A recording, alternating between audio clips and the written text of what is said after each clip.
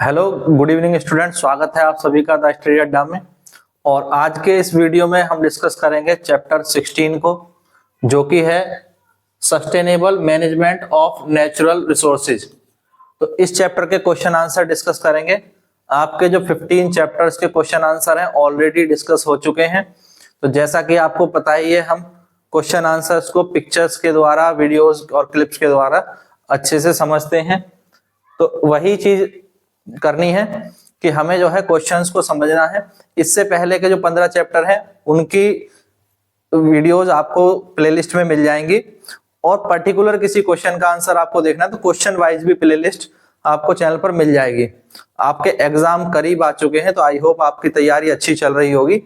और अगर तैयारी में थोड़ी भी कमी लग रही है तो आपको इन क्वेश्चंस को जरूर करना है, क्योंकि ये क्वेश्चंस बहुत इंपॉर्टेंट होते हैं। जो एनसीईआरटी के क्वेश्चन है, इन्हीं से क्वेश्चंस बनाए जाते हैं। थोड़े बहुत हेरफेर कर करके बोर्ड में, एग्जाम में इसी तरह के क्वेश्चन आते हैं। तो जो क्वेश्चंस हैं, पहला क्वेश्चन हमारे सामने है। इस चैप्टर का पहला क्वेश्चन है, what changes can you make in your habits to become more environmental friendly.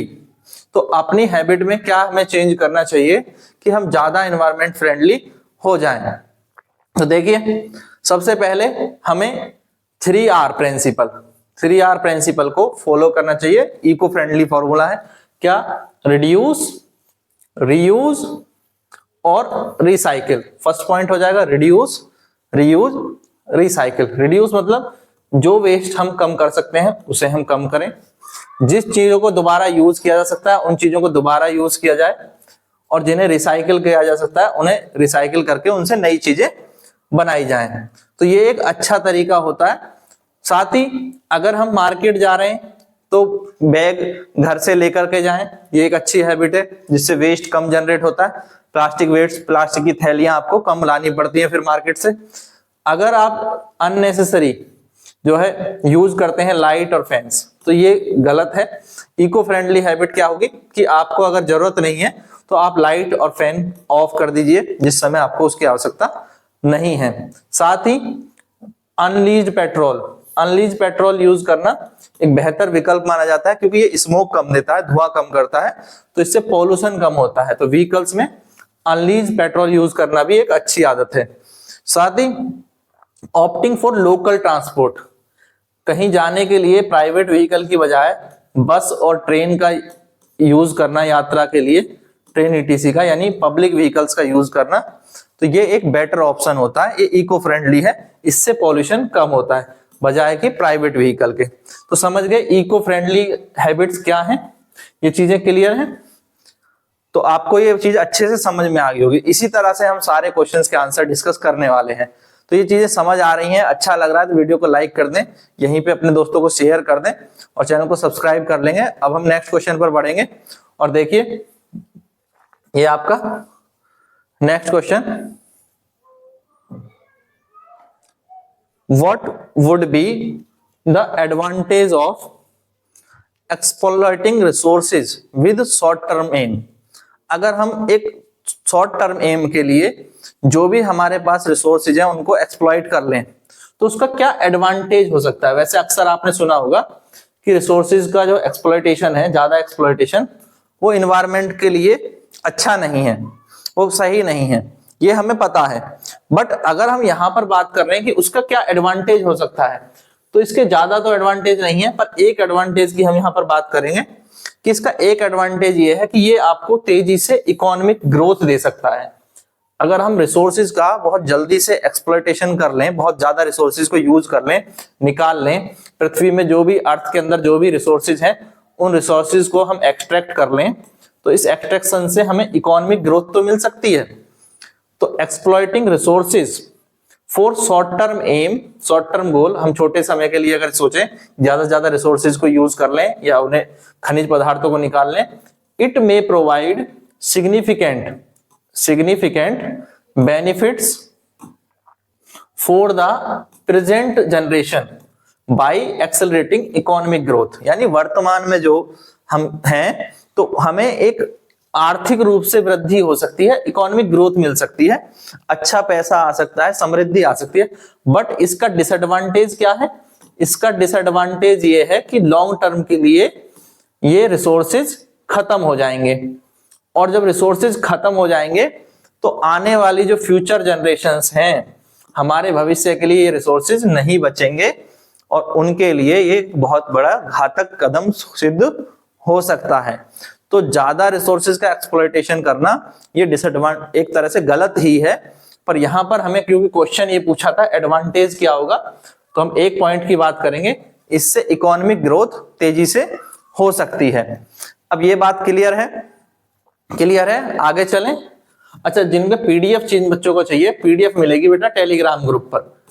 Telegram group का लिंक ये है, आप टेलीग्राम में जाकर के द स्टडी अड्डा भी सर्च करेंगे तो वो वहां पर आपको ग्रुप मिल जाएगा और उसी में आपको इसकी पीडीएफ मिलेगी, तो आप पीडीएफ से भी ये चीजें देख सकते हैं, समझ सकते हैं। क्लियर है? पीडीएफ के लिए लिखा है ये डबल डी होगा, है ना, ADDA, द स्टडी अड्डा। अब हम यहां देखें, अब नेक्स्ट क्वेश्चन को देखें। नेक्स्ट क्वेश्चन को देखिए, क्या क्वेश्चन है? How would these advantage differ from the advantage of using a long term perspective.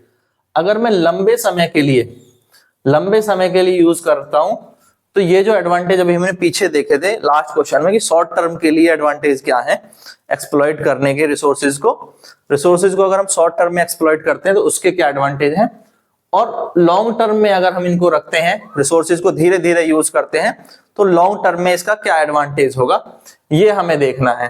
कि ये क्वेश्चन है, how would these advantage differ from the advantage of using a long term perspective in managing our resources. Answer देखते हैं, answer को समझते हैं क्या होगा। शॉर्ट टर्म में अगर हम इनको एक्सप्लॉइट करते हैं, रिसोर्सेज को पाते हैं, तो हमें पता है उससे इकोनॉमिक ग्रोथ तेजी से हो सकती है। शॉर्ट टर्म में क्या होगी? इकोनॉमिक ग्रोथ तेजी से होगी। बट क्या होगा कि फ्यूचर के लिए रिसोर्सेज नहीं बचेंगे। तो if the resources are used with short term goals in mind, the present generation can utilize them effectively for growth and development। तो प्रेजेंट जनरेशन के क्या हो जाएगी? तेजी से डेवलपमेंट हो जाएगी, ग्रोथ हो जाएगी।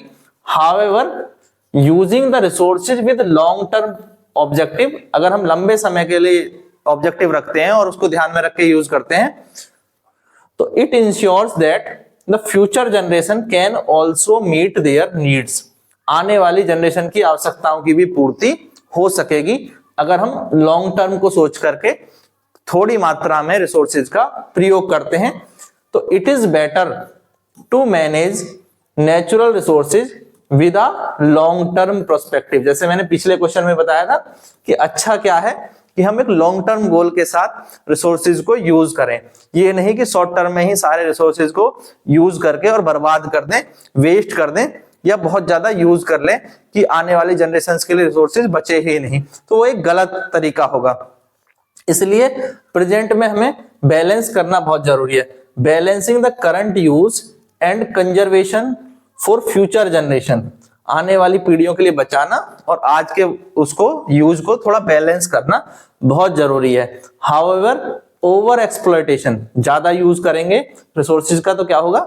Over exploitation of resources can deplete मतलब उन्हें खत्म कर सकता है। डिप्लेट देम, रिसोर्सेज क्या हो जाएंगे? खत्म हो जाएंगे। Ultimately denying the future generation the benefits of these resources as they are finite. क्योंकि रिसोर्सेज क्या है? फाइनाइट है, निश्चित मात्रा में है, इनकी एक फिक्स क्वांटिटी है, और अगर हम इनको ज्यादा ओवर एक्सप्लॉयटेशन करेंगे तो ये खत्म हो जाएंगे, डिप्लेट हो जाएंगे और आने वाली जनरेशन को इनका बेनिफिट नहीं मिल पाएगा। वो इनको बेनिफिट में, उनके यूज में ये नहीं आ पाएंगे।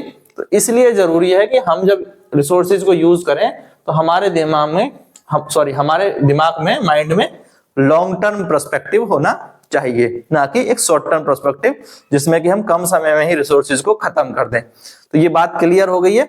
क्लियर हो गई है तो वीडियो को लाइक कर दें, एक बार बता देंगे हाँ क्लियर हो गई है। नेक्स्ट चलते हैं, अगला क्वेश्चन देखिए। अब अगला क्वेश्चन देखेंगे, why do you think there should be equitable distribution. यानी एक समान वितरण, है ना, equitable distribution of resources. What force would be working against an equitable distribution of our resources.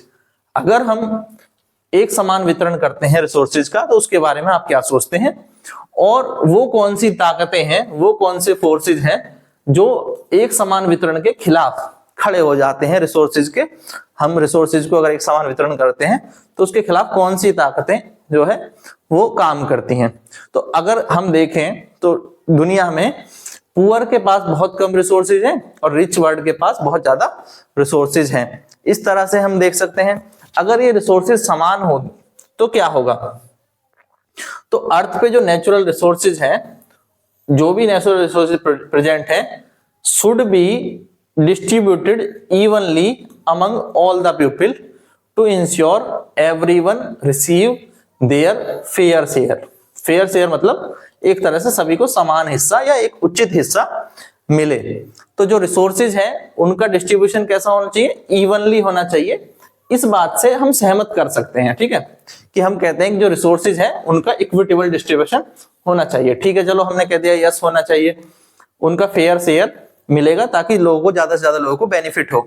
अब जो हम देखें तो मनुष्य क्या है, however human is greedy, greed है, लालची है, करप्शन बहुत है, भ्रष्टाचार है, और इन्फ्लुएंस, जो इन्फ्लुएंस है किसका, वेल्दी पीपल्स का, जो अमीर हैं, वेल्दी और पावरफुल लोग हैं, उनका प्रभाव है। तो जो पावरफुल हिंडर्स हैं, ठीक है, उनका प्रभाव है किस पर, equitable distribution of these resources. वो इसको रोकते हैं, वो इसका एक समान वितरण नहीं चाहता। कौन नहीं चाहते, जो लालची है, ग्रीडी पीपल हैं, ग्रीडी करप्ट लोग जो हैं, ठीक है, करप्ट लोग जो हैं, करप्ट, और जो ऐसे हैं बहुत ज्यादा वेल्दी और पावरफुल लोग जो हैं, वो रिसोर्सेज का इक्वल डिस्ट्रीब्यूशन नहीं चाहते। क्यों नहीं चाहते, क्योंकि उनके पास ज्यादा रिसोर्सेज बने रहें, इसलिए नहीं चाहते कि रिसोर्सेज का इक्वल डिस्ट्रीब्यूशन या एक समान वितरण हो। पर एक समान वितरण होगा तो अगर सबके पास फेयर शेयर होगा तो क्या होगा, इससे सभी के पास जो है वो रिसोर्सेज का एक्सेस हो पाएगा। तो ये बात क्लियर है। तो इस तरह के क्वेश्चन को हमें कैसे आंसर करना है समझ गए, तो आप इस तरह से आंसर कर सकते हैं, ठीक है। कोई प्रॉब्लम है तो बताइए, अगर कोई प्रॉब्लम है तो आप कमेंट करें, ठीक है। अगर कहीं भी कोई प्रॉब्लम लगती है कमेंट करें। पीडीएफ के लिए मैंने ऑलरेडी बता दिया है, पीडीएफ जो है वो टेलीग्राम ग्रुप में मिलेगा। टेलीग्राम ग्रुप का लिंक डिस्क्रिप्शन बॉक्स में आपको मिल जाएगा, ये टेलीग्राम ग्रुप का लिंक है, यहाँ पर भी मैंने लिख दिया। और हर एक स्लाइड के नीचे यहाँ पर मैंने लिखा हुआ है, यहाँ चेक कर लो, ये है, हर एक स्लाइड के नीचे दिया हुआ है ये, और डिस्क्रिप्शन बॉक्स और कमेंट बॉक्स में तो मिल ही जाएगा, वहां से आप क्लिक करके टेलीग्राम ग्रुप में जुड़ सकते हैं, ठीक है। अब नेक्स्ट देखिए, नेक्स्ट क्वेश्चन पर चलें। हाँ, क्वेश्चन देखें, क्या क्वेश्चन है, why should we conserve forest and wildlife. क्यों हमें कंजर्व करना है फॉरेस्ट को, जंगलों को और वाइल्ड लाइफ को, इन्हें बचाना क्यों जरूरी है। Why should we conserve forest and wildlife, अच्छा क्वेश्चन है, ठीक है। तो हमें इन जंगलों को, फॉरेस्ट को, इन वाइल्ड लाइफ को बचाना क्यों जरूरी है। तो देखिए कि we should conserve the forest and wildlife because they are vital for us. Vital मतलब इंपॉर्टेंट, काफी इंपॉर्टेंट है हमारे लिए, इसलिए हमें इनको बचाना, कंजर्व करना बहुत जरूरी है। क्यों इंपॉर्टेंट है, in the following ways forest provide oxygen and contribute to rainfall. Forest से ऑक्सीजन मिलती है और रेनफॉल के लिए भी ये कंट्रीब्यूट करते हैं, जिम्मेदार होते हैं। साथ ही सॉइल इरोजन, सॉइल इरोजन को प्रिवेंट करते हैं। फॉरेस्ट जो है भूमि के कटाव को, पेड़ जो है वो बचाते हैं। और plants rely on animal and birds for pollination, यानी पौधों के होने के लिए जानवरों और पक्षियों का होना बहुत जरूरी है। क्यों, क्योंकि जानवर और पक्षी जो हैं, एनिमल्स और बर्ड्स जो हैं, ये इनके बीज को इधर उधर बिखेरते हैं, पॉलिनेशन करते हैं, या पॉलिनेशन या सीड डिस्पर्जल जिसे हम कहते हैं, बीज का बिखराव। जब बीज इधर उधर बिखरते हैं तभी जगह जगह पौधे होते हैं, पेड़ होते हैं। Forest offer A range of medicinal resources. क्या मिलता है हमें? फॉरेस्ट से मेडिसिनल रिसोर्सेज भी मिलते हैं। बहुत सारी दवाइयां पौधों से प्राप्त होती हैं, बहुत सारी मेडिसिन किससे मिलती हैं? पौधों से प्राप्त होती हैं। और साथ ही जो रॉ मटेरियल है, रॉ मटेरियल इंडस्ट्रीज के लिए लकड़ी मिलती है, पेपर बनाने के लिए पेपर बनता है, वो भी लकड़ी से बनता है। और बहुत फर्नीचर बनाने के लिए, फर्नीचर बनाने के हमें लकड़ी की आवश्यकता पड़ती है। और भी बहुत सारी चीजों के लिए, बहुत सारी दवाइयां बनाने के लिए हमें जंगल से जो है उत्पाद लेने पड़ते हैं। ठीक है, तो इंडस्ट्री के लिए रॉ मटेरियल भी प्रोवाइड करते हैं फॉरेस्ट। तो ये बहुत इंपॉर्टेंट रिसोर्सेज हैं, इसलिए फॉरेस्ट को और वाइल्ड लाइफ को बचाना बहुत जरूरी है। ये चीज क्लियर हो रही है? क्लियर हो रही है तो एक बार कमेंट बॉक्स में बता देंगे हाँ ये चीज समझ आ रही है, क्लियर हो रही है। अब नेक्स्ट देखिए, अगला क्वेश्चन देखें। क्वेश्चन है suggest some approaches toward the conservation of forest. कुछ तरीके हमें बताने हैं कि जिनसे हम कंजर्व कर सकते हैं फॉरेस्ट को, वाइल्ड लाइफ को बचाने के कुछ तरीकों के बारे में बताना है। तो देखते हैं कुछ अप्रोचेस क्या हो सकती हैं हमारी फॉरेस्ट कंजर्वेशन के लिए। वन संरक्षण, हिंदी में क्या कहते हैं? वन संरक्षण। तो वन संरक्षण के लिए क्या अप्रोचेस हमें अपनानी है? पहली बात, converting forest into national park और सेंचुरीज। कुछ जो जंगल का एरिया है, फॉरेस्ट का एरिया है, उसे हम नेशनल पार्क और सेंचुरीज में अगर उसे रिमार्क कर देते हैं तो इससे वहां का कंजर्वेशन करना आसान हो जाता है, क्योंकि वहां पर जो अथॉरिटीज हैं, जो ऑफिशियल्स हैं, वो इन्वॉल्व हो जाते हैं। इन्वॉल्विंग द लोकल कम्युनिटी, स्थानीय समुदायों का साथ लेकर के फॉरेस्ट को कंजर्व किया जाए और उनके प्रयासों को फॉरेस्ट कंजर्वेशन के लिए इस्तेमाल किया जाए। तो लोकल कम्युनिटीज के effort, involving local community in forest conservation effort, ये हम कर सकते हैं। ठीक है, क्या क्या हमारी अप्रोचेज हो सकती है ये हम देख रहे हैं। नेशनल पार्क बना करके, सेंचुरीज बना करके, डिक्लेयर करके।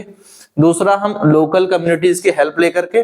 तीसरा, प्रिवेंटिंग द फॉरेस्ट डिस्ट्रक्शन, जो लगातार पेड़ काटे जा रहे हैं, जो जंगल वन काटे जा रहे हैं, जो लगातार डिफॉरेस्टेशन हो रहा है, अवनीकरण, पेड़ काटना जिसे हम कहते हैं डिफॉरेस्टेशन, इसको रोका जाना चाहिए। बड़ी मात्रा में पेड़ काटने बंद होने चाहिए या रोके जाने चाहिए।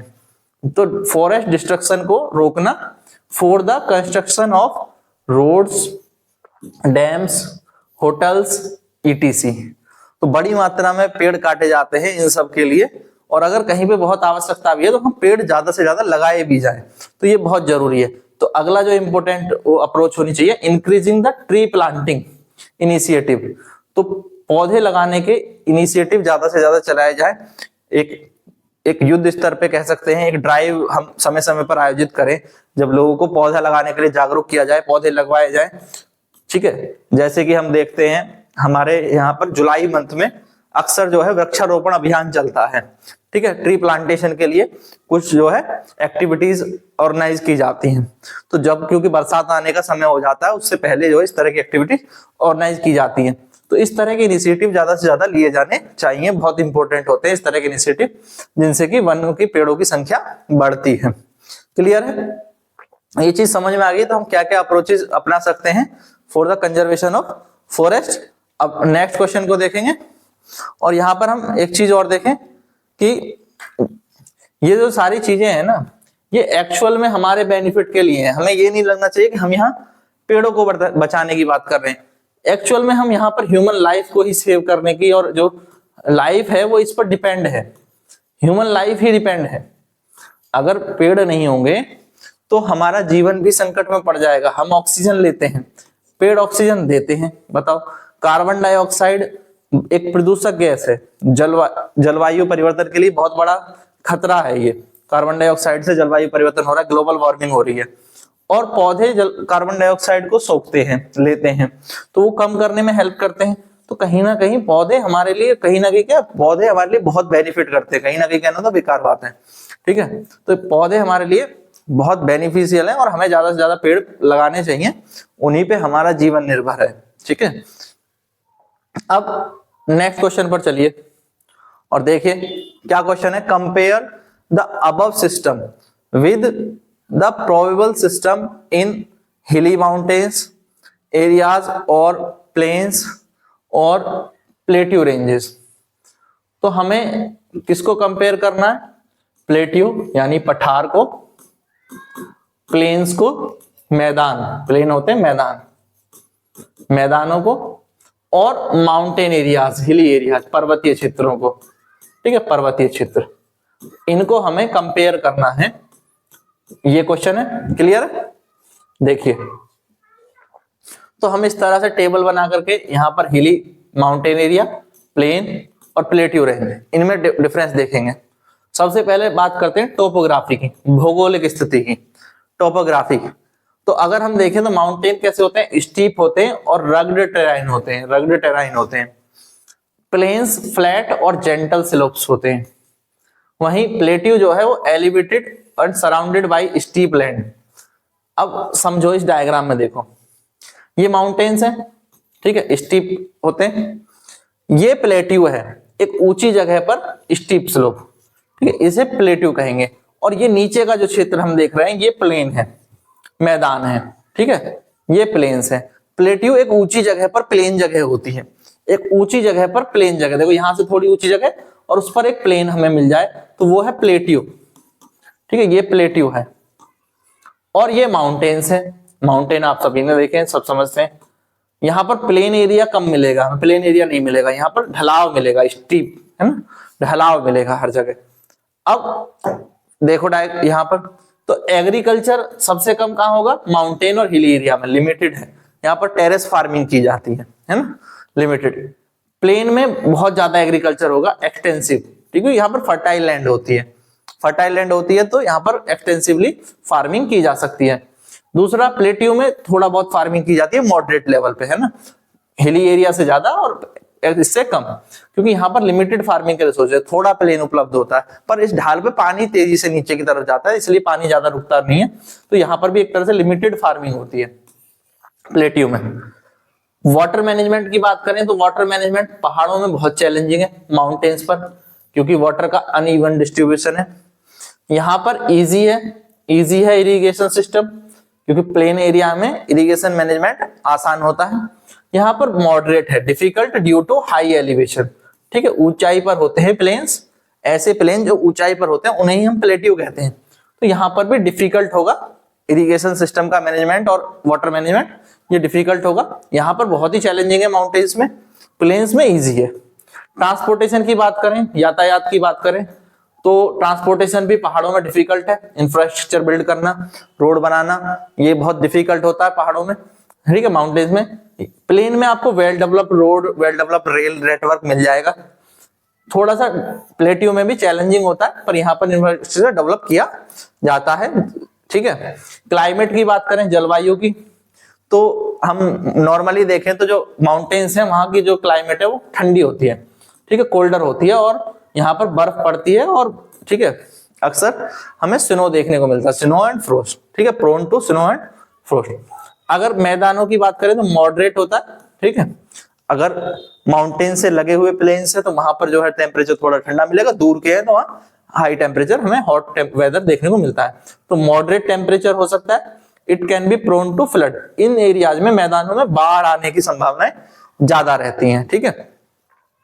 अगर बात करें प्लेट्यू की, तो यहाँ पर टेम्परेट टेम्परेचर रहता है बीच में इन दोनों के, ठीक है, ठंडे और गर्म के बीच में टेम्परेट टेम्परेचर, टेम्परेट क्लाइमेट होता है यहाँ का।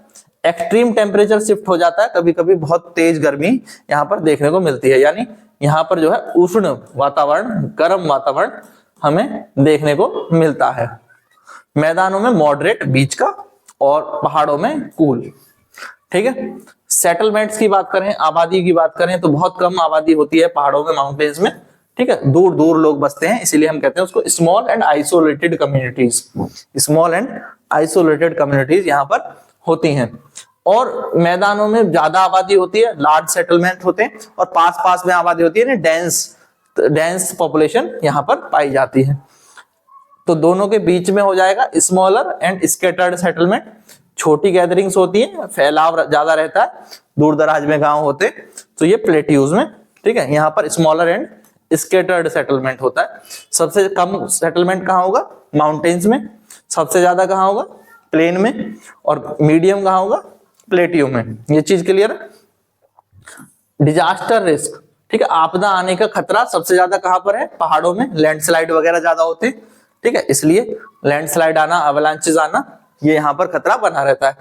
हाँ, अगर हम डिजास्टर की प्लेन में बात करें तो यहाँ पर फ्लड का खतरा और सूखा, ड्रॉट, फ्लड बाढ़ का खतरा और ड्रॉट सूखे का खतरा, दोनों ही मैदानों में ज्यादा होता है, ठीक है। अगर यहाँ पर हम डिजास्टर की बात करें तो यहाँ पर सॉइल इरोजन एक बड़ा खतरा होता है, सॉइल इरोजन, मिट्टी का कटाव, और दूसरा सूखे का, क्योंकि गर्मी बहुत पड़ती है, तो इन दोनों का, गर्मी पड़ने के कारण भूमि कटाव, सॉइल इरोजन और सूखे का खतरा बना रहता है। आप देखेंगे भारत के मध्य भारत में हम बात करें तो दक्कन प्लेट्यू ये मध्य प्रदेश के आगे का एरिया है ना, तो वहां पर आपको देखने को मिलेगा कि वहां पर अक्सर जो है सूखे की समस्या हमें देखने को मिलती है, ठीक है। फिर आप मैदानों में आ जाएं तो उत्तर भारत में बात करें, उत्तर प्रदेश बिहार, पूर्वी उत्तर प्रदेश बिहार में, यहाँ पर आपको बाढ़ और कभी सूखा देखने को मिलता है। पहाड़ों में हम जाएंगे, हमें पता ही है लैंडस्लाइड एक बड़ी समस्या बनी रहती है, अवलांचेस आना और लैंडस्लाइड, ये दोनों ही एक बड़ा खतरा होते हैं, ठीक है। तो ये चीजें हमने कंपेयर कर ली कि तीनों एरियाज किस तरह से, क्या क्या इनमें डिफरेंसेस हैं, कैसे कैसे होते हैं। क्लियर हो गया है? कोई डाउट है तो बताएं, अगर कोई डाउट है तो कमेंट कर देंगे, ठीक है। और अगर सब कुछ समझ में आ रहा है तो वीडियो को लाइक जरूर करेंगे, ठीक है, वीडियो को लाइक करेंगे और अपने सभी दोस्तों को शेयर जरूर करेंगे और सब्सक्राइब कर लेंगे। अब नेक्स्ट देखिए क्वेश्चन, अगले पर चलते हैं। देखिए बहुत अच्छा क्वेश्चन है। क्वेश्चन क्या है? What challenges would you suggest in your home in order to be environment friendly? आप अपने घर पर क्या सजेशंस देंगे कि आपका घर इन्वायरमेंट फ्रेंडली हो? तो पहली बात, आप अपने घर पर यह कहें कि जो लाइट और फैंस आप यूज नहीं कर रहे हैं उन्हें बंद कर दीजिए, switch off the unnecessary use of light and fans, है ना। और टैप को यूज नहीं करने के बाद टैप को बंद कर दें। कचरा जो है आपका, जो वेस्ट है, उसे दो जगह अलग अलग कलेक्ट करें, बायोडिग्रेडेबल वेस्ट को अलग, नॉन बायोडिग्रेडेबल वेस्ट को अलग कलेक्ट करें। एक कंपोस्ट पिट बनाएं जिससे कि आप जो बायोडिग्रेडेबल वेस्ट है इसको कंपोस्ट में कन्वर्ट कर सकते हैं। प्लास्टिक को रीयूज करें, रीयूज करें, या जो भी ऐसी चीजें जिन्हें आप रीयूज कर सकते हैं उन्हें रीयूज करें। तो रीयूज करना बहुत जरूरी है, ठीक है। तो यही सब चीजें हैं जिससे आप अपने घर को क्या कर सकते हैं, इन्वायरमेंटल फ्रेंडली बना सकते हैं। तो what changes can be made in our home to be more environment friendly? That are turning off the electrical appliances when not in use, जब आप अप्लायंसेस यूज नहीं कर रहे तो उन्हें बंद कर दें। Switch off the tapes while brushing और बाथिंग और फिक्सिंग द लीकेज टेप्स, ठीक है। कुछ लोग क्या करते हैं, ब्रश कर रहे हैं और जब तक ब्रश कर रहे हैं तब तक भी टैप चलता रहता है, या नहाने के लिए बैठे हैं तो टैप को लगातार चलाते रहते हैं। तो इस तरह से वाटर को वेस्ट नहीं करना है, ठीक है। तो ये एक अच्छा तरीका है एनवायरमेंट फ्रेंडली होने का। दूसरा, बायोडिग्रेडेबल और नॉन बायोडिग्रेडेबल वेस्ट को अलग अलग बिन्स में कलेक्ट करें, अलग अलग डब्बे में कलेक्ट करें, इन सेपरेट बिन्स, ठीक है। उससे क्या होगा कि आप कंपोस्ट बना करके इसको रीयूज कर सकते हैं। खासतौर पर जो बायोडिग्रेडेबल वेस्ट है वो कंपोस्ट पिट में जाकर के उससे आप मैन्यूर यानी खाद तैयार कर सकते हैं, ठीक है। तो इसलिए कंपोस्टिंग बहुत इंपॉर्टेंट फिनोमिना है। एक छोटा सा गड्ढा खोद लें अपने आसपास, एक छोटा सा पिट बना लें, उसमें कुछ मिट्टी डालें और उसमें जो गीले कचरा है आपका, खासतौर पे जो फलों के और सब्जियों के छिलके हैं, उन्हें आप इस मिट्टी में दबा देंगे तो कुछ समय बाद उनमें खाद तैयार हो जाता है। तो कंपोस्टिंग करना एक अच्छा तरीका होता है। और रीयूजिंग द प्लास्टिक बोतल्स, जो प्लास्टिक की बोतल्स हैं ये एक बड़ी समस्या होती है वेस्ट के लिए, ठीक है। बहुत सारा वेस्ट हमारा प्लास्टिक के फॉर्म में ही क्रिएट होता है। तो इसको अगर हम रीयूज कर सकते हैं, जिन चीजों को दोबारा कुछ इस तरह से क्रिएटिव तरीके से आप यूज कर सकते हैं, रीयूज कर सकते हैं, तो इससे वेस्ट कम हो जाता है, ठीक है।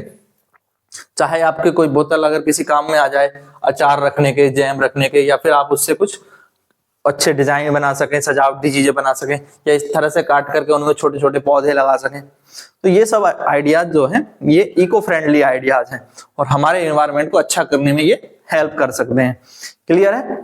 तो ये सब चीजें आपको आनी चाहिए, समझ में भी आनी चाहिए, और क्वेश्चन का आंसर तो हमारा ये हो ही गया है। तो वैसे भी हमें प्रैक्टिकल भी चीजें समझनी चाहिए, लाइफ में भी ये बहुत इंपॉर्टेंट है। सिर्फ एक क्वेश्चन के नजरिए से नहीं, आपको ये अपने लाइफ के नजरिए से भी इन चीजों को समझना चाहिए। क्लियर है? नेक्स्ट देखिए,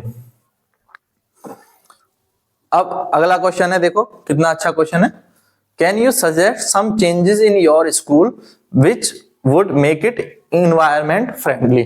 अब सेम चीज है पिछले क्वेश्चन में और इस क्वेश्चन में कुछ डिफरेंस नहीं है। वहां पर बात हो रही थी आपके घर की और यहां पर बात हो रही है आपके स्कूल की, तो चेंजेस तो लगभग सेम ही रहेंगे, क्वेश्चन का आंसर भी सेम ही रहेगा। अब अननेसेसरी लाइट और फैन बंद करना तो स्कूल में भी उतना ही इंपॉर्टेंट है जितना घर पे है, ठीक है। टैप अगर यूज नहीं करें तो टैप बंद कर दें, तो ये भी वहां इंपॉर्टेंट है।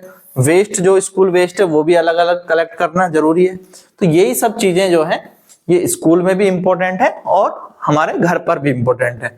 तो वही है saving electricity by turning off lights and fans when not in use, switching off the taps when not needed, separating the biodegradable and non biodegradable waste into different bins, अलग अलग डब्बे में कचरा कलेक्ट करें, वेस्ट को collect करें, ये जरूरी है। लाइट्स फैन ऑफ कर दें जब जरूरत ना हो, टैप को बंद कर दें जब जरूरत ना हो। तो यही सब क्या है, इको फ्रेंडली तरीके हैं, यही सब हमारे इको फ्रेंडली। एक सेकेंड,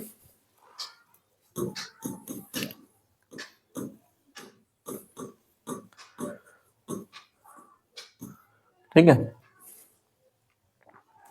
तो क्लियर है। अब बताओ यहां तक कोई चीज ऐसी है, बहुत सिंपल सिंपल सी चीजें, ये तो हमारा लास्ट चैप्टर है। अब हम लास्ट चैप्टर कर रहे हैं, इससे पहले हमने सारे चैप्टर कर लिए हैं, वीडियोस आपको मिल ही जाएंगे, आप चैनल पर जाकर के प्लेलिस्ट में चेक कर सकते हैं, सारे चैप्टर हो गए। ये लास्ट चैप्टर है हमारा 16। तो आपके जो साइंस के क्वेश्चन आंसर है वो इस चैप्टर के कंप्लीट होने के साथ खत्म भी हो जाएंगे, कुछ ही क्वेश्चन बचे हुए हैं। अभी हमें बस 5-7 क्वेश्चन और डिस्कस करने हैं, ये चैप्टर आपका कंप्लीट हो जाएगा। और लास्ट चैप्टर कितना अच्छा इन्वायरमेंट के ऊपर है, ठीक है। साइंस में इन्वायरमेंट को जो है इसलिए इन्वॉल्व किया गया कि आप पर्यावरण के प्रति अधिक अवेयर हो, जागरूक हो, इसीलिए इस चैप्टर को यहाँ पर जोड़ा गया है। चैप्टर भी बहुत इंपॉर्टेंट है, पीडीएफ मिलेगी टेलीग्राम ग्रुप में, नीचे लिंक दिया हुआ है, ठीक है, डिस्क्रिप्शन में भी मिल जाएगा, तो वहां देख लेंगे। नेक्स्ट बढ़ते हैं अगले क्वेश्चन पर। देखिए इस क्वेश्चन को, क्वेश्चन है we saw in this chapter, हमने इस चैप्टर में देखा था that there are 4 main stake holders, 4 stake holder हैं, which it comes to forest. अगर हम फॉरेस्ट और वाइल्ड लाइफ की बात करें तो उसमें 4 मेन स्टेक होल्डर हैं जो इस चैप्टर में बताए गए। Which among these should have authority to decide the management of forest produce. जो फॉरेस्ट से जो प्रोड्यूस हो रहा है, चाहे मेडिसिन्स हो, चाहे फ्रूट्स हो, चाहे फॉरेस्ट में रहने वाली जो वाइल्ड लाइफ है उनसे प्रोड्यूस होने वाले प्रोडक्ट्स हो या जो भी वेस्ट हो, उसको कौन डिसाइड करेगा, कौन सी अथॉरिटी होनी चाहिए। Why do you think so, और अगर आप ऐसा सोचते हैं तो क्यों, तो किसको अथॉरिटी दी जानी चाहिए इस बात की। तो इसको अथॉरिटी किसको दी जानी चाहिए, फॉरेस्ट डिपार्टमेंट को। जो जंगल से जो पैदा होने वाला है उसका मैनेजमेंट की अथॉरिटी किसको दी जानी चाहिए, फॉरेस्ट डिपार्टमेंट को, जिसे हम हिंदी में कहते हैं वन विभाग। हर एक राज्य का एक वन विभाग होता है। आप जिस भी राज्य में रहते होंगे तो आप पता करेंगे तो आपके राज्य में एक डिपार्टमेंट जरूर होगा जिसे हम फॉरेस्ट डिपार्टमेंट कहते हैं, और वो वहां के फॉरेस्ट और वाइल्ड लाइफ के मैनेजमेंट के लिए जिम्मेदार होता है। Forest department should have the authority to manage forest resources. किसको अथॉरिटी होनी चाहिए, फॉरेस्ट डिपार्टमेंट को अथॉरिटी होनी चाहिए किसको मैनेज करने की, फॉरेस्ट रिसोर्सेज को मैनेज करने की। As it is responsible for the care of forest land. इनकी जिम्मेदारी किसकी है, वन की भूमि जो फॉरेस्ट लैंड है उसको मैनेज करने की, उसके रिसोर्सेज की केयर करने की, इसके लिए अकाउंटेबल है।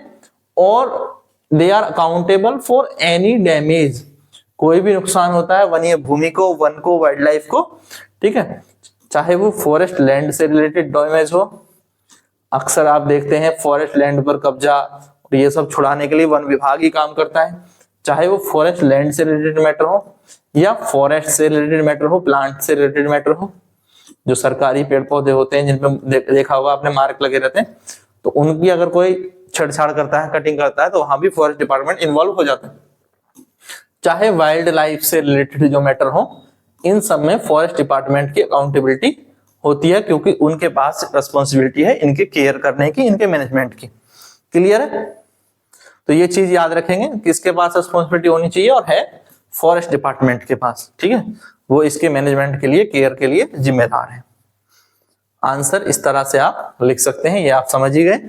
ठीक है, समझ गए हैं तो एक बार वीडियो में बता देंगे हाँ समझ गए, क्लियर हो गया, और समझ गए तो वीडियो को लाइक कर देंगे। और नेक्स्ट देखिए अगला क्वेश्चन, देखिए इस क्वेश्चन को, बहुत अच्छा क्वेश्चन आ चुका है। How can you as an individual contribute और मेक ए डिफरेंस, आप एक इंडिविजुअल की तरह क्या कंट्रीब्यूट कर सकते हैं और एक डिफरेंस क्रिएट कर सकते हैं to the management of forest and wildlife. ठीक है, देखो फॉरेस्ट डिपार्टमेंट मैनेज करता है फॉरेस्ट और वाइल्ड लाइफ को, बट हम भी तो कुछ कर सकते हैं ना, इंडिविजुअल भी तो हम एक रिस्पॉन्सिबिलिटी ले सकते हैं। तो हम क्या कर सकते हैं फॉरेस्ट और वाइल्ड लाइफ के मैनेजमेंट के लिए, वाटर रिसोर्सेज के मैनेजमेंट के लिए, और कोल और पेट्रोलियम के मैनेजमेंट के लिए। 3 क्वेश्चन इसमें जुड़ रहे हैं। ठीक है, एक एक करके 3 क्वेश्चन है, एक फॉरेस्ट से रिलेटेड है, ठीक है, एक आपका क्वेश्चन वाटर मैनेजमेंट से रिलेटेड है, वाटर रिसोर्सेज के लिए हम क्या कर सकते हैं, और दूसरा कोल एंड पेट्रोलियम के मैनेजमेंट के लिए क्या कर सकते हैं। तो देखिए सबसे पहले बात करते हैं फॉरेस्ट और वाइल्ड लाइफ के मैनेजमेंट के लिए। तो हमें क्या करना चाहिए, वी शुड प्रोटेस्ट, हम एक इंडिविजुअल के रूप में प्रोटेस्ट कर सकते हैं अगेंस्ट द डिफॉरेस्टेशन। डिफॉरेस्टेशन मतलब पेड़ों की कटाई के अगेंस्ट, जो पेड़ों की कटाई होती है उसके अगेंस्ट हम प्रोटेस्ट कर सकते हैं। पेड़ बचाने के लिए हम लोगों को जागरूक करें, और उसमें तो against the deforestation and the cutting of trees हम प्रोटेस्ट कर सकते हैं। तो इस तरह से हम फॉरेस्ट के कंजर्वेशन में कंट्रीब्यूट कर सकते हैं। We should stand against the poaching of wild animal, poaching मतलब शिकार। ठीक है, हमें इसमें भी हम प्रोटेस्ट कर सकते हैं, या इसके खिलाफ जो है लोगों को जागरूक करें, उसके अगेंस्ट खड़े हों कि जो जंगली जानवर है उनका शिकार ना हो, पोचिंग ना हो। We must prevent the encroachment of forest land for human use. Encroachment का मतलब होता है कब्जा करना। तो जो जंगल की जमीन है उस पर कब्जा ना हो, इसके लिए लोग खुद भी जागरूक रहें, लोगों को जागरूक करें, फॉरेस्ट अथॉरिटीज को जो है इंफॉर्मेशन दें। तो इसी तरह से फिर हम जो जंगल की जमीन है, जो फॉरेस्ट लैंड है, उस पर कब्जा होने से रोक सकते हैं। ठीक है, तो ये सब चीजें हम वाइल्ड लाइफ के कंजर्वेशन के लिए कर सकते हैं। ठीक है, protest against the deforestation, we should stand against the poaching of animals, और prevent the encroachment of forest land. Water resources के मैनेजमेंट के लिए हम क्या कर सकते हैं, या उनको बचाने के लिए, पानी बर्बाद ना करें, पहले तो यही कर लें। सबसे पहले turn off the taps when while they are not needed. ठीक है, अगर आपको जरूरत नहीं है, आवश्यकता नहीं है, तो नल को खुला नहीं छोड़ना है। जैसे कि आप ब्रश करते समय या नहाते समय छोड़ देते हैं। साथ ही जो लीकेज है उसको समय से ठीक कराएं।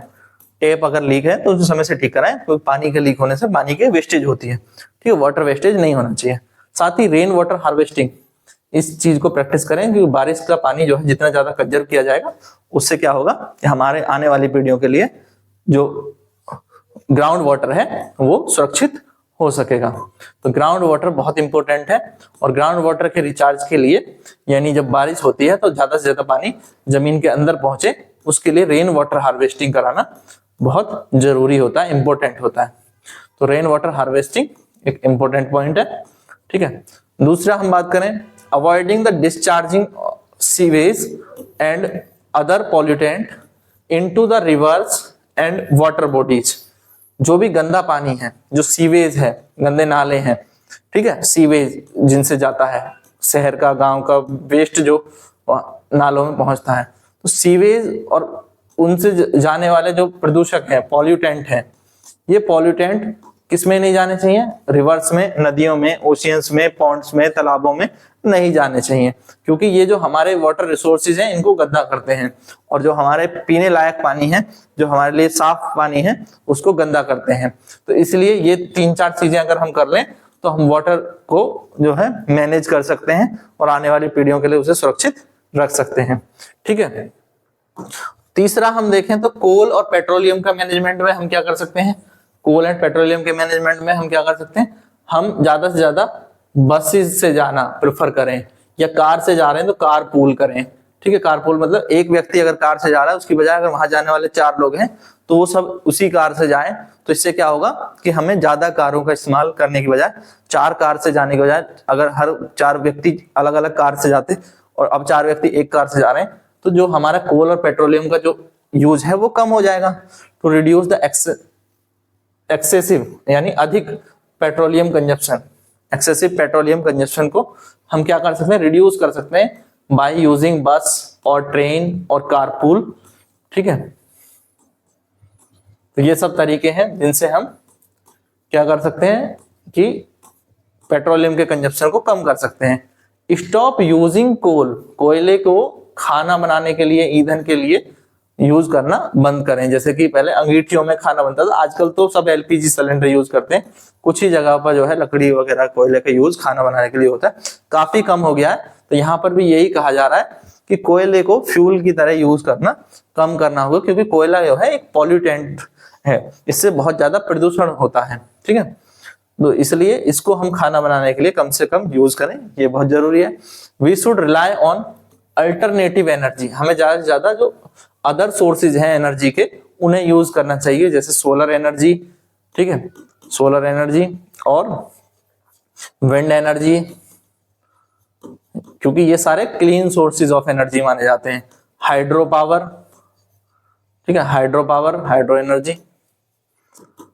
तो क्लीन सोर्सेज ऑफ एनर्जी को हमें ज्यादा से ज्यादा यूज करना चाहिए। We should rely on alternative energy sources like hydro energy, solar energy, और rather than depending on heavily on coal और पेट्रोलियम। कोल पेट्रोलियम पे ज्यादा डिपेंड करना क्यों सही नहीं है, क्योंकि इनसे बहुत ज्यादा पॉल्यूशन होता है, इनसे बहुत ज्यादा पॉल्यूशन होता है, इसलिए इन पर ज्यादा डिपेंड होना सही नहीं है। तो हम इंडिविजुअली क्या क्या कंट्रीब्यूट कर सकते हैं फॉरेस्ट के मैनेजमेंट में, वाटर के मैनेजमेंट में और कोल पेट्रोलियम के मैनेजमेंट में, ये क्लियर हो गया। ठीक है, समझ गए। नेक्स्ट देखिए, अब नेक्स्ट क्वेश्चन है, देखें इस क्वेश्चन को। What can you as an individual do to reduce your consumption of various natural resources. पिछले वाले क्वेश्चन से ही लिंक है, वेरियस नेचुरल रिसोर्सेज के कंजप्शन को कम करना है, क्या करना है, रिड्यूस करना है। तो इसके लिए आप क्या कर सकते हैं, क्या करना होगा नेचुरल रिसोर्सेज के यूज को कम करने के लिए। ये सारे नेचुरल रिसोर्सेज हैं, जैसे wind, solar, forest, natural gas, petroleum, ये सारे नेचुरल रिसोर्सेज हैं, animal, water, land, crude oil. अब हम इनका कंजप्शन कम कैसे कर सकते हैं। ठीक है, जैसे कि हमारे पास जो नेचुरल रिसोर्सेज है लाइक वाटर है, फॉरेस्ट है, कोल एंड पेट्रोलियम्स हैं, ये सब जरूरत है हमारी, इसेंशियल है हमारी जरूरत के लिए, बहुत जरूरी है। ठीक है, ये बहुत इंपॉर्टेंट है, they are important, very important for human survival, हमारे सर्वाइवल के लिए इन चीजों का होना बहुत जरूरी है। ठीक है, बट ये भी बहुत जरूरी है कि हम इनका ओवर कंजप्शन ना करें, क्योंकि ओवर कंजप्शन क्या हो सकता है, वो हमारे आने वाली पीढ़ियों के लिए बहुत ही नुकसानदायक हो सकता है। तो ओवर कंजप्शन को हमें रोकना है, तो इसलिए to reduce the consumption of these resources we can, क्या कर सकते हैं भाई कंजप्शन कम करने के लिए, स्टॉप डिफॉरेस्टेशन, पेड़ों को काटना बंद करें। ठीक है, by halting tree cuttings, stop deforestation, अधिक मात्रा में पेड़ काटना या वनीकरण करना, डिफॉरेस्टेशन करना रुकना चाहिए। यूज रिसाइकिल्ड पेपर, यानी दोबारा पेपर से फिर से पेपर बना लिया जाता है, उसको कहते हैं रिसाइकिल्ड पेपर।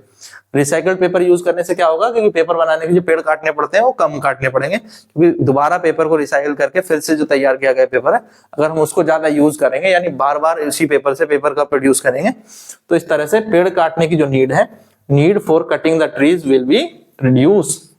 ठीक है, it will be reduce so that we can stop deforestation. तो ये first second point first point से अपने आप जाके लिंक हो गया। तो रिसाइकल्ड पेपर यूज करना अच्छा है। अवॉइड वेस्टिंग वाटर, ठीक है, पानी बर्बाद करना बंद करें, जब जरूरत ना हो तो टैप बंद कर दें, और बिना मतलब में पानी बहाना सही बात नहीं है। तो ये भी हम कर सकते हैं नेचुरल रिसोर्सेज को बचाने के लिए। दूसरा, प्रैक्टिस रेन वाटर हार्वेस्टिंग, पहले भी मैं बात कर चुका हूँ, बारिश होती है उस पानी को हम ज्यादा से ज्यादा ग्राउंड वाटर तक ले जाने की प्रयास करें। और इसके लिए बहुत अच्छा तरीका क्या है, रेन वाटर हार्वेस्टिंग, क्योंकि ग्राउंड वाटर रिचार्ज इससे होता है। ठीक है, तो ग्राउंड वाटर को रिचार्ज करने के लिए बहुत इंपॉर्टेंट एक विधि है रेन वाटर हार्वेस्टिंग। डिटेल में डिस्कस करेंगे, आगे एक क्वेश्चन आएगा उसमें डिटेल में देखेंगे। तो engaging in carpooling to reduce petroleum consumption, तो कारपूल करना या पब्लिक ट्रांसपोर्ट का यूज करना, बस ट्रेन का यूज करना, ये इससे क्या होता है, पेट्रोलियम कंजप्शन कम होता है। तो ये भी एक अच्छा तरीका है। सारी बातें पहले भी मैं कर चुका हूं। Utilize alternative source of energy, ठीक है, alternative source of energy like solar energy और हाइड्रो एनर्जी ईटीसी।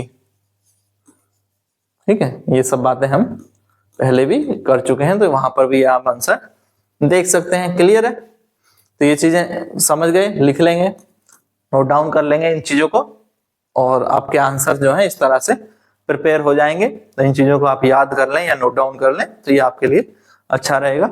तो बार बार आपको वीडियोस नहीं देखना पड़ेगा, तो जो भी आंसर्स हैं वो आप एक जगह नोट डाउन करके भी रख सकते हैं। ठीक है, अपने नोट्स बना सकते हैं इन आंसर्स के द्वारा। और बाकी टॉपिक को समझने के लिए भी मैं डिटेल में इसीलिए बता रहा हूं, ताकि आपको जो है एक बार में सारी चीजें क्लियर हो जाएं। तो क्लियर हो गया तो वीडियो को लाइक कर देंगे और नेक्स्ट क्वेश्चन को देखेंगे। नेक्स्ट क्वेश्चन भी इसी से रिलेटेड है। अब क्या कहता है, list the 5 thing you have done over the last 1 week to, ठीक है, ये एक तरह से प्रोजेक्ट वर्क था, प्रैक्टिकल वर्क भी क्वेश्चन है कि आपने पिछले एक हफ्ते में क्या 5 चीजें की हैं नेचुरल रिसोर्सेज के कंजर्वेशन के लिए, वो बताएं, और increase the pressure on natural resources, उसको बढ़ाने के लिए कि नेचुरल रिसोर्सेज का जो आपने ज्यादा कंजप्शन किया उसके लिए आपने क्या किया है, या उनको कम करने के लिए आपने क्या किया है। तो नेचुरल रिसोर्सेज हम सभी जानते हैं, जो भी चीजें हमें प्रकृति से मिलती हैं वो नेचुरल रिसोर्सेज हैं। तो सबसे पहले देखें, टू कंजर्व नेचुरल रिसोर्सेज, तो नेचुरल रिसोर्सेज को कंजर्व करने के लिए क्या करना है, save electricity by turning off lights, fan, television and other appliances when they are not in use. तो जब हम इनका यूज नहीं कर रहे हैं तो उन्हें स्विच ऑफ कर दें, ताकि जो है इलेक्ट्रिसिटी सेव हो, क्योंकि इलेक्ट्रिसिटी भी तो एक नेचुरल रिसोर्स में ही आएगी, क्योंकि कोल का यूज होता है इसको बनाने में। Used energy efficient appliances, energy efficient appliances जैसे आप कहते हैं ना 5 स्टार रेटिंग और 3 स्टार रेटिंग, तो जो अच्छी स्टार रेटिंग वाले अप्लायंसेस हैं वो कम बिजली खर्च करते हैं, उनमें कम इलेक्ट्रिसिटी यूज होती है, तो इसलिए हमें एनर्जी इफिशिएंट अप्लायंसेस यूज करने चाहिए, such as compact fluorescent lamp, जैसे CFL लाइट्स हैं, ये जो है कम बिजली खाती हैं, या LED बल्ब्स हैं जो कम बिजली खाते हैं नॉर्मल उसके तुलना में। फिर fluorescent tubelights instead of traditional filament bulb, जो ट्रेडिशनल फिलामेंट बल्ब है वो एक ही बल्ब करीब 100 वाट का होता था, अब तो वो लोग यूज नहीं करते, पीला वाला बल्ब आपने देखा होगा। और अब आप देखते हो व्हाइट लाइट जो LED बल्ब है ये 10-10 वाट के ही को काफी अच्छी लाइट देते हैं, तो इससे एनर्जी सेव होती है ना। तो opt for public transport, public transport का यूज करने से भी नेचुरल रिसोर्सेज को कंजर्व करने में हेल्प मिलती है। तो to school instead of relying on the car, school जाने के लिए कार की बजाय बस से जाएं, ट्रेन से जाएं या बाय वॉक जाएं। Use less water while bathing and avoid wasting it, ठीक है, ये समझ गए। Participate in community awareness meetings, अब बहुत सारे लोग इसके बारे में जागरूक नहीं है, अब आप जागरूक हैं, आप जो है इन चीजों के बारे में जान रहे हैं, तो आपको क्या करना चाहिए, कम्युनिटी अवेयरनेस मीटिंग में जाकर के इन चीजों के बारे में बात करनी चाहिए, ताकि ज्यादा से ज्यादा लोग इसके बारे में जागरूक हों। Focused on environment conservation, environmental conservation के बारे में डिस्कस करें और ऐसी मीटिंग्स में पार्टिसिपेट करें। क्लियर है, तो ये तो हो गया नेचुरल रिसोर्सेज को कंजर्व करने के लिए। और अगर हमें इनको ज्यादा यूज करना है, इन पे प्रेशर बढ़ाना है नेचुरल रिसोर्सेज पे, तो क्या करेंगे, जस्ट इसका अपोजिट करेंगे, जो इसका उल्टा करेंगे। अगर हमें नेचुरल रिसोर्सेज को एक तरह से कहना बर्बाद करना है, तो हमें अगर इन पे प्रेशर इंक्रीज करना है, तो हमें क्या करना होगा, यूज मोर पेपर, ज्यादा पेपर यूज करो, क्योंकि पेपर ज्यादा यूज करेंगे तो क्या करेंगे, पेपर के लिए क्या जरूरत पड़ती है, पेड़ काटे जाते हैं पेपर बनाने के लिए, तो ज्यादा पेड़ काटे जाएंगे, तो ये एक तरह से हम प्रकृति के साथ खिलवाड़ करेंगे ना, नेचुरल रिसोर्सेज का ज्यादा दोहन होगा। तो अगर आपको ज्यादा दोहन करना है तो आप क्या करेंगे, फिर ज्यादा पेपर इस्तेमाल करेंगे। Than necessary for printing on my computer, जितना आपको जरूरत है प्रिंटिंग के लिए उससे भी ज्यादा पेपर आप बर्बाद करने लगेंगे। पंखे खुले छोड़ देंगे। Left the fan on even when I was not in a room, या you were not in a room. तो यहां पर हम कह सकते हैं आई की जगह आप लिख सकते हैं यू, मैं लिखता हूं यू वर, ठीक है। और क्या करेंगे, खाना बर्बाद कर दीजिए, वेस्टेड फूड। तो ये भी क्या है, नेचुरल रिसोर्सेज पर प्रेशर बढ़ाएगा। पटाखे जलाएं तो प्रदूषण होगा, ये भी नेचुरल रिसोर्सेज को बर्बाद करेगा। और वेस्ट पेट्रोल, पेट्रोल वेस्ट करना, अननेसेसरी इधर उधर मोटर बाइक घुमा रहे हैं, इधर उधर गाड़ी घुमा ले रहे हैं, कोई जरूरत नहीं है, बस ऐसे ही निकल गए। वो कहते हैं ना दिल्ली की लैंग्वेज में गेड़ी मारना। तो अननेसेसरी हम अगर गाड़ी चला रहे हैं, या जहां हम बाई वॉक जा सकते थे, जहां पब्लिक ट्रांसपोर्ट से जा सकते थे, वहां भी हम जो है अपनी प्राइवेट व्हीकल से जा रहे हैं, तो ये एक तरह से हमारे नेचुरल रिसोर्सेज पर दबाव भी डालता है, ठीक है, प्रेशर क्रिएट करता है। क्लियर है? तो समझ गए? तो समझ गए हैं तो एक बार लाइक कर देंगे।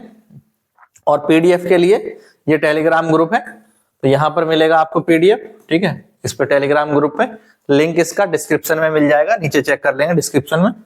नेक्स्ट देखिए, on the basis of the issues raised in this chapter. अब इस चैप्टर में बहुत सारे इश्यूज रेज किए गए हैं, खास तौर पर नेचुरल रिसोर्सेज से related. What changes would you incorporate in your life style in A move toward sustainable use of resources. तो हमें क्या करना है, ये अपने लाइफ स्टाइल में क्या चेंजेस लाने हैं ताकि रिसोर्सेज का सस्टेनेबल यूज हो। तो देखिए, इसके लिए सबसे पहले रिसोर्सेज का सस्टेनेबल यूज करने के लिए one should adopt the following life style changes. Stop cutting trees, पेड़ काटना बंद करें। प्रमोट ट्री प्लांटिंग, ठीक है, पेड़ लगाने के लिए बढ़ावा दें, पेड़ लगाएं। अवॉइड यूजिंग प्लास्टिक, प्लास्टिक का यूज करना अवॉइड करें या कम से कम यूज करें। Avoid using polythene bags for carrying goods, इसकी बजाय आप पेपर बैग्स यूज करें। और अगर आप मार्केट जा रहे हैं तो अपने साथ क्लॉथ से बना हुआ क्लॉथ का बैग, कॉटन का बैग आप अपने साथ कैरी कर सकते हैं, क्योंकि ये इजीली रिसाइकल भी बाद में किए जा सकते हैं। यूज रिसाइकल्ड पेपर, जो पेपर को रिसाइकल करके जो पेपर बनता है उसको यूज करना भी एक तरह से सस्टेनेबल प्रैक्टिस है। Separate biodegradable and non biodegradable waste. तो अगर मैं सिंपल भाषा में बताऊं तो जो गीला कचरा है और जो सूखा कचरा है, हम कहते हैं सामान्य भाषा में कि गीला कचरा और सूखा कचरा अलग अलग कलेक्ट करो। जैसे एक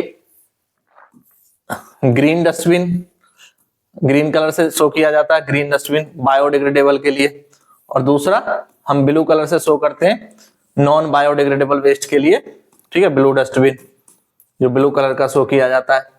तो इसमें हम बायोडिग्रेडेबल वेस्ट को कलेक्ट करते हैं, ठीक है। ये कई बार मैंने चीजें दिखाई भी हैं, समझाई भी हैं, बायोडिग्रेडेबल वेस्ट को, और इसमें नॉन बायोडिग्रेडेबल वेस्ट को हम कलेक्ट करते हैं। तो इसमें कौन से चीज आ जाएंगी, जैसे फ्रूट्स और वेजिटेबल्स, पील्स, ईटीसी, ठीक है, ऐसी चीजें जो आसानी से वो डिग्रेड हो जाती हैं बाय द माइक्रो ऑर्गेनिज्म, उनको हम कलेक्ट करेंगे बायोडिग्रेडेबल वेस्ट में। और प्लास्टिक या ग्लास, इस तरह के इनको नॉन बायोडिग्रेडेबल बिन में कलेक्ट करेंगे, क्योंकि ये आसानी से जो है डिग्रेड नहीं होते हैं या डिप्लेट नहीं होते हैं बाय द माइक्रोबैक्टीरियाज। तो इसलिए माइक्रो ऑर्गेनिज्म इनको खत्म नहीं कर पाते, इसलिए हमें अलग अलग बिन्स में इनको कलेक्ट करना चाहिए। मिनिमाइज द वाटर वेस्टेज, पानी का जो दुरुपयोग है, वेस्टेज है, वो कम से कम करें या ना करें। रिपेयर द लीकिंग टेप्स, अगर कोई टंकी नल लीक कर रहा है, टेप लीक कर रहा है, तो उसे रिपेयर कराएं, पानी वेस्ट ना करें। प्रैक्टिस रेन वाटर हार्वेस्टिंग, इन सब चीजों के बारे में बात हो चुकी है पहले। रेन वाटर हार्वेस्टिंग जो है वाटर को कंजर्व करने के लिए, ग्राउंड वाटर रिचार्ज करने के लिए एक अच्छा तरीका है। Avoid using vehicle for short distance, कम दूरी के लिए व्हीकल की बजाय वॉक करके जाएं या साइकिल से जाएं, तो ये एक अच्छा तरीका है for the sustainable use of our resources. For the long distance take bus और train rather than using personal vehicle. ठीक है, अपने वाहन से जाने के बजाय पब्लिक ट्रांसपोर्ट का यूज करें, तो ये भी एक सस्टेनेबल प्रैक्टिस है। Turn off the electrical appliances when not in use. ठीक है, इलेक्ट्रिकल अप्लायंसेस को जब यूज ना कर रहे हो तो बंद कर दें।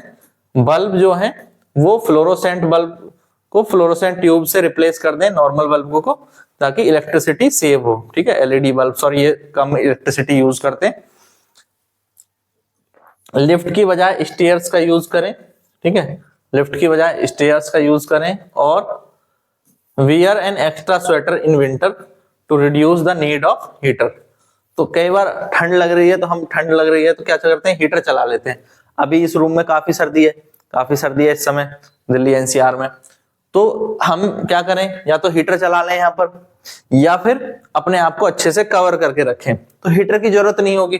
अगर मुझे एक स्वेटर एक्स्ट्रा पहन लेने से हीटर की जरूरत नहीं पड़ रही है तो बेटर क्या है, क्योंकि इन्वायरमेंट के लिए हीटर से इलेक्ट्रिसिटी यूज होगी तो वो इन्वायरमेंट के लिए सस्टेनेबल तरीका नहीं है, क्योंकि इलेक्ट्रिसिटी प्रोड्यूस करने के लिए कोल को बर्न किया जाता है, और कोल बर्न करने से क्या होता है, पॉल्यूशन होता है।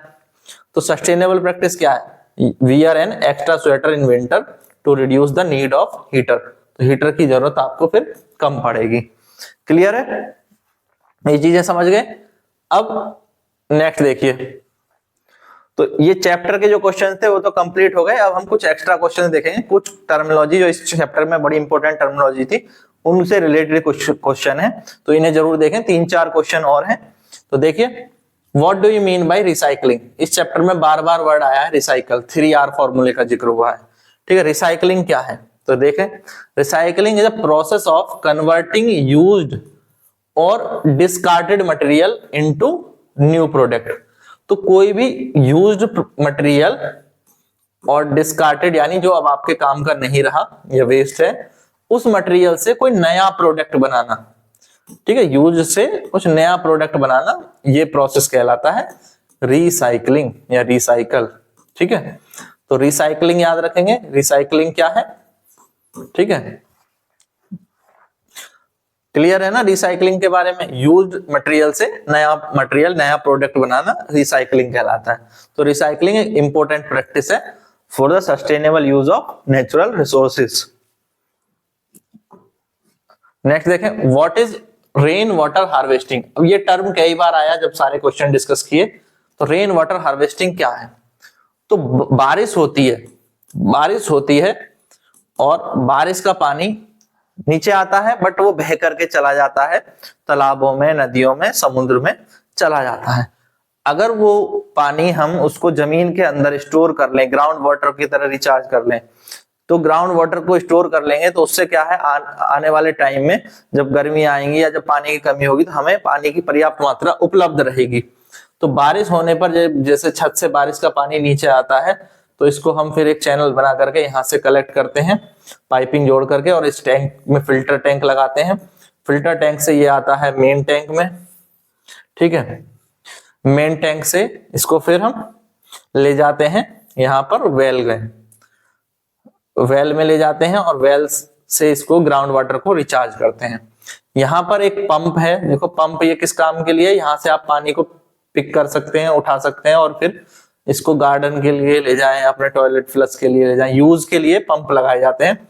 तो जो वाटर आपने मेन टैंक में फिल कर लिया, उसके बाद बाकी को आप वेल के अंदर भेज देते हैं, तो ग्राउंड वाटर को रिचार्ज भी कर देता है, और कुछ पानी आप यहाँ स्टोर कर सकते हैं टैंक के अंदर।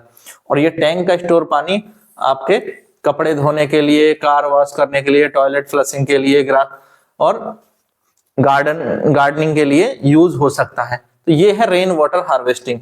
अगर हम डेफिनेशन वाइज देखें तो रेन वाटर का कलेक्शन इकट्ठा करना, उसी प्रोसेस को हम कहते हैं rain water harvesting. Rain water collection और rain water harvesting is the process of capturing rain water for direct use और रिचार्जिंग ग्राउंड वाटर। दो चीज है, या तो हम उसको डायरेक्ट यूज के लिए मेन टैंक में स्टोर कर लें, डायरेक्ट यूज के लिए पानी को स्टोर कर लें, या ग्राउंड वाटर को रिचार्ज करने के लिए। ग्राउंड वाटर को रिचार्ज करने के लिए हम उसको यूज कर लें। दोनों ही तरीके क्या कहलाते हैं? रेन वाटर हार्वेस्टिंग कहलाते हैं। ठीक है, रेन वाटर को कलेक्ट करना। क्लियर है? तो रेन वाटर को कलेक्ट करना क्या है, समझ गए? क्लियर है तो एक बार बता दें कमेंट करके, हाँ क्लियर है। नेक्स्ट देखिए, why coal is called fossil fuel. Coal जो है, कोयला, कोल को फॉसिल फ्यूल यानी जीवाश्म ईंधन क्यों कहते हैं? ये सारे फॉसिल फ्यूल्स हैं, हम सभी जानते हैं। Coal, oil, natural gas, kerosene oil, propane, सभी फॉसिल फ्यूल्स हैं। और फॉसिल फ्यूल्स वो फ्यूल होते हैं, ऐसे फ्यूल होते हैं जो कि फोसिल्स से बने हैं। किससे बने हैं? फोसिल्स से बने हैं। फोसिल्स मतलब जीवाश्म, जीवाश्म से बने हैं। फोसिल्स क्या है? वो डेड ऑर्गेनिज्म, वो डेड प्लांट्स और एनिमल्स जो लाखों करोड़ों साल पहले जमीन के अंदर दब गए थे, और अब वो फॉसिल्स जमीन के अंदर दबे रहते हुए लाखों करोड़ों साल में हाई प्रेशर और हाई टेम्परेचर पर किसमें कन्वर्ट हो गए? फोसिल फ्यूल में कन्वर्ट हो गए। ठीक है, तो फोसिल्स किसमें कन्वर्ट हो गए? फोसिल फ्यूल में। तो कोल भी फोसिल फ्यूल है, क्योंकि कोल किससे बना है? Coal is formed beneath of the earth surface. कहां बना है? अर्थ सरफेस के अंदर, अर्थ के अंदर बनता है। Through the decomposition of plants और एनिमल, लिख सकते हैं, और animals that were buried millions of year ago, यानी जो लाखों करोड़ों साल पहले जमीन के अंदर दब गए थे, उनके डिकम्पोजिशन से। डिकम्पोजिशन कब हुआ? जब बहुत ज्यादा टेम्परेचर और प्रेशर अप्लाई हुआ और बहुत ज्यादा दबाव पड़ा, क्योंकि ये नीचे दबे हुए थे, और नीचे हमें पता है धरती अंदर से गर्म है, तो अधिक ताप और दाब, टेम्परेचर और प्रेशर के कारण वो सारा जो मटेरियल था, प्लांट और एनिमल, जो डेड प्लांट और एनिमल थे, वो डिकम्पोज हो गए, और डिकम्पोज होकर के किस में कन्वर्ट हो गए? कोल में कन्वर्ट हो गए। क्लियर है? तो इसीलिए फिर कोल को हम क्यों क्या कहते हैं? फोसिल फ्यूल कहते हैं, क्योंकि ये किससे बना है? फोसिल्स से बना है। फोसिल्स मतलब डेड ऑर्गेनिज्म से बना है। क्लियर है? क्लियर है ना? चलो ठीक है, नेक्स्ट देखिए। अब what does the high level of total coli form count in river Ganga indicate? अगर कोलाई का काउंट बढ़ता है गंगा के पानी में, ठीक है, रिवर गंगा की बात हो रही है, तो इसका क्या मतलब है? कोलाई काउंट बढ़ने का क्या मतलब होता है? तो कोलाई काउंट बढ़ने का सीधा सीधा मतलब होता है कि वाटर क्या हो गया? पॉल्यूट हो गया है। अब इतनी सारी गंदगी अगर हम डालेंगे नदियों में, तो इससे क्या होगा? वाटर के अंदर हार्मफुल बैक्टीरियाज या कोलाई पैदा हो जाएंगे, और जिससे उस पानी को अगर हम यूज करेंगे तो वो जो पॉल्यूटेड वाटर है वो क्या करेगा? बीमारियां करेगा, क्योंकि उसमें डिजीज कॉजिंग माइक्रो ऑर्गेनिज्म, यानी वो किससे पॉल्यूट हो गया है? It indicate the water is polluted with disease causing micro organism, जिन्हें हम शॉर्ट में कोलाई कह देते हैं। ठीक है, कोलाई क्या? बैक्टीरिया का ही एक तरह से नाम है। तो माइक्रो ऑर्गेनिज्म या बैक्टीरिया जिनसे बीमारियां हो सकती हैं, वो बढ़ गए हैं, इसका मतलब कोलाई लेवल भी बढ़ गया है। तो high level of coli indicate the high level of disease causing micro organism are present in water. ठीक है, तो इसलिए नदियों को गंदा नहीं करना चाहिए, उससे क्या होगा? इनका पानी जो है वो गंदा हो जाएगा, पॉल्यूट हो जाएगा, फिर ये यूज के लायक नहीं रहेगा। क्लियर है? समझ गए? अब नेक्स्ट देखिए, Why are forest called biodiversity hotspot? Biodiversity hotspot यानी जैव विविधता के हॉटस्पॉट। बायोडायवर्सिटी होता है जैव विविधता, जहां पर बहुत प्रकार के जीव जंतु पाए जाते हैं, उस जगह को हम कहते हैं कि यहाँ पर बहुत अच्छी बायोडायवर्सिटी है, जैव विविधता है। और जंगल हमारा जैव विविधता के लिए एक अच्छा इस जगह है, हॉट स्पॉट है, यानी मुख्य पॉइंट है। तो जैव विविधता हॉट स्पॉट जंगल को क्यों कह रहे हैं? क्योंकि वहां पर बहुत ज्यादा प्रजातियां पाई जाती हैं, पौधों की, जीव जंतुओं की। इसलिए हम उसे जैव विविधता हॉटस्पॉट कहते हैं। आंसर देखेंगे, a biodiversity hotspot refers to a location. Biodiversity hotspot क्या है, एक स्थान की बात हो रही है, एक लोकेशन की बात हो रही है। With high concentration of species, जहां पर बहुत अधिक प्रकार के जीव पाए जाएं, बहुत सारे जीवों की प्रजातियां पाई जाएं, अलग अलग स्पीसीज पाई जाएं, जहां पर बहुत तरह के तितली हो, बहुत तरह के शेर हो, ठीक है, बहुत तरह के नहीं मतलब सब तरह के जानवर जीव जंतु हो। तो जहां पर variety of animals, variety of plants, ठीक है, ये पाए जाएंगे, तो उसे हम कहेंगे कि यहाँ पर क्या है, ये बायोडायवर्सिटी हॉटस्पॉट है, यहाँ पर बहुत अधिक जैव विविधता मौजूद है। फॉरेस्ट जो है, forest meets this criteria, forest इस क्राइटेरिया को फुलफिल करते हैं, क्योंकि फॉरेस्ट में as they are home to wide variety, बहुत अधिक वेराइटी पाई जाती है ऑफ फ्लोरा, ठीक है, यहां लिख देता हूं फ्लोरा, स्पेलिंग करेक्ट कर लेंगे, एंड फ्यूना, ठीक है, फ्लोरा फ्यूना मतलब पौधों की और जीव जंतुओं की, ठीक है, काफी प्रजातियां पाई जाती हैं जंगल में, इसलिए जंगल भी क्या है, फॉरेस्ट भी क्या है, बायोडायवर्सिटी का हॉटस्पॉट है, हम कह सकते हैं।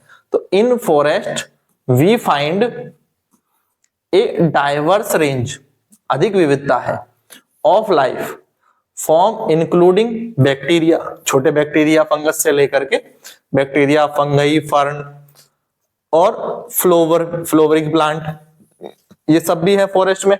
एंड वेरियस एनिमल्स, बहुत प्रकार के एनिमल भी हैं फॉरेस्ट में, साथ ही साथ इंसेक्ट्स भी हैं, कीड़े मकोड़े, बर्ड्स भी हैं एक फॉरेस्ट में, रेप्टाइल्स हैं, सरीसृप, एम्फीबियन है, उभयचर जंतु, ठीक है, और मैमल्स, तो ये सब ही एक फॉरेस्ट में है। तो कितनी सारी डायवर्सिटी फॉरेस्ट के अंदर है, इसीलिए फॉरेस्ट क्या है, फॉरेस्ट एक बायोडायवर्सिटी हॉटस्पॉट है।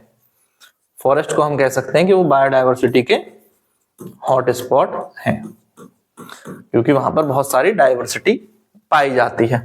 ये चीज क्लियर है, समझ गए? तो इस चैप्टर के जो इंपोर्टेंट टर्म्स है वो भी हो गए, सारे क्वेश्चन भी कंप्लीट हो गए। तो ये वीडियो आपको कैसा लगा जरूर कमेंट करके बताएं। वीडियो पसंद आया तो लाइक जरूर कर दें, शेयर कर दें अपने सभी दोस्तों के साथ, और चैनल को सब्सक्राइब करना ना भूलें। पीडीएफ मैंने फिर से बता देता हूँ, पीडीएफ डाल दी गई है टेलीग्राम ग्रुप पर, और टेलीग्राम ग्रुप आप सर्च कर लेंगे तो दा स्टडी अड्डा लिख करके सर्च करेंगे तो भी आपको टेलीग्राम पर मिल जाएगा, या लिंक है डिस्क्रिप्शन में, तो वहां से आपको मिल जाएगा। क्लास 9th की साइंस कंप्लीट हो चुकी है, ऑलरेडी कंप्लीट करा दी गई है। क्लास 10th की साइंस भी कंप्लीट हो चुकी है। 7th 8th की क्लासेस चल रही हैं, ठीक है, सर ले रहे हैं वो क्लासेस, आप देख लेंगे। अभी मैथ की क्लास स्टार्ट हो जाएंगी, आपकी मैथ की क्लास स्टार्ट हो जाएंगी, पहले 9th की क्लास स्टार्ट हो जाएंगी, उसके बाद 10th की भी आएंगे। तो ज्यादा नहीं, 10-15 दिन में सारी क्लासेस आपके सामने आ जाएंगी। तो फॉलो करते रहें, देखते रहें, जो भी सोशल मीडिया हैंडल्स के लिंक है वहां पे फॉलो कर लें, वहां पर भी कुछ कुछ अपडेट्स में डालता रहता हूँ। Thank you, thanks for watching.